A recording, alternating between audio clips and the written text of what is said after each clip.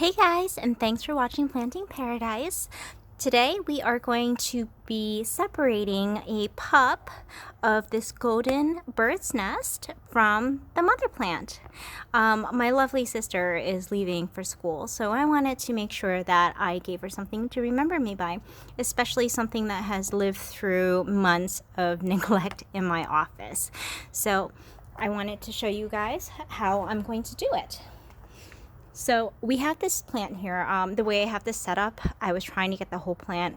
Obviously, I'm having trouble, so I just wanted to give you guys a heads up in case you can't see the entire plant. But first, what I'm going to do is I'm actually going to squeeze the sides here so that we can just take a look at this plant. We're just going to slide it right on out. Now, the story with this, ooh, look at that. Okay, let me tell you, I had this in the office in fluorescent lighting, only watered about once a season. That's like 4 times a year, guys. And it didn't do anything, obviously. Then with COVID, I brought it home and it grew a new pup recently. Let me tell you, the roots did not look like this. Okay, so anyways, we are going to we have the pup here. We're just going to take a look at the point of separation and see if I can just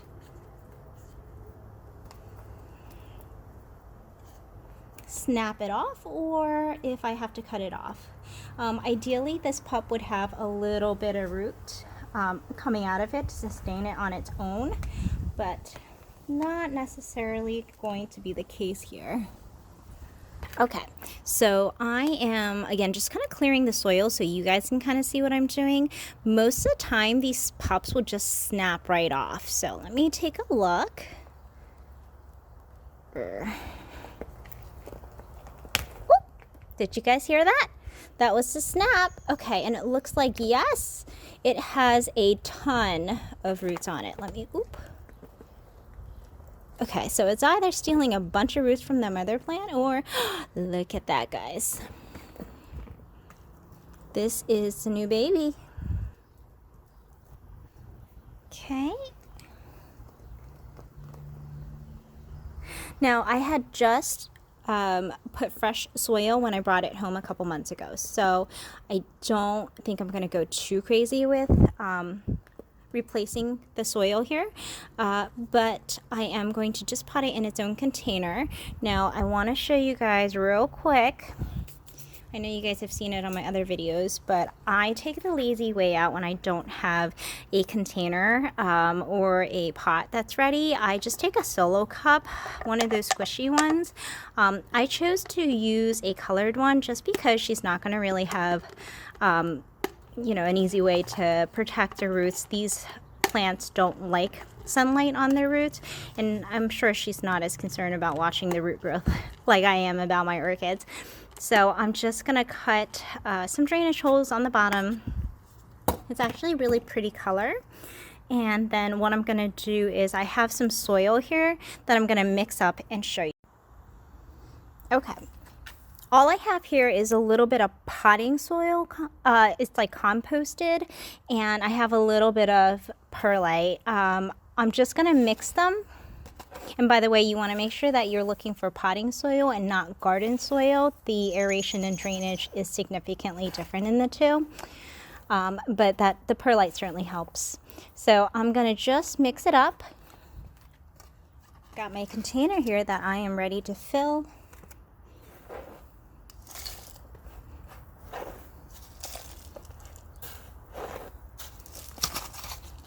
Oops.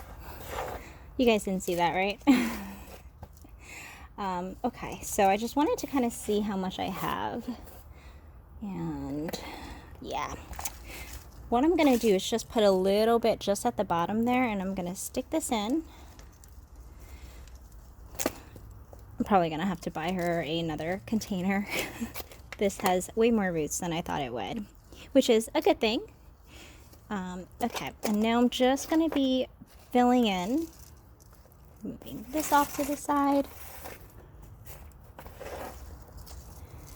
And I'm going to shake it as I fill it because there's so many roots. I want to make sure that we don't have too much air bubbles in there.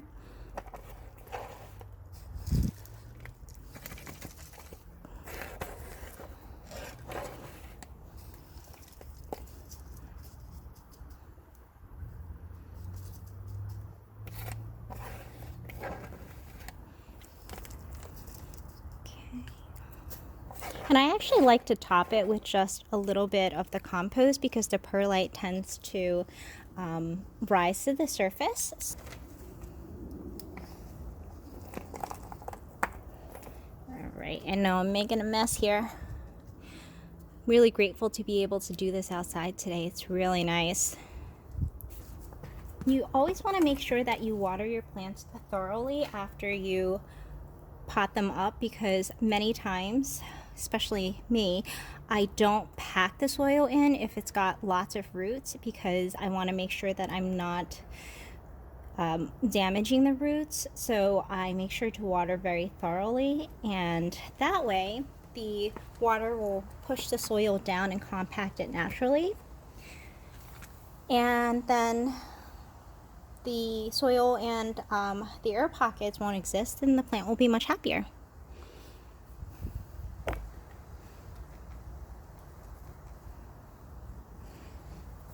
This soil must be drier than I thought.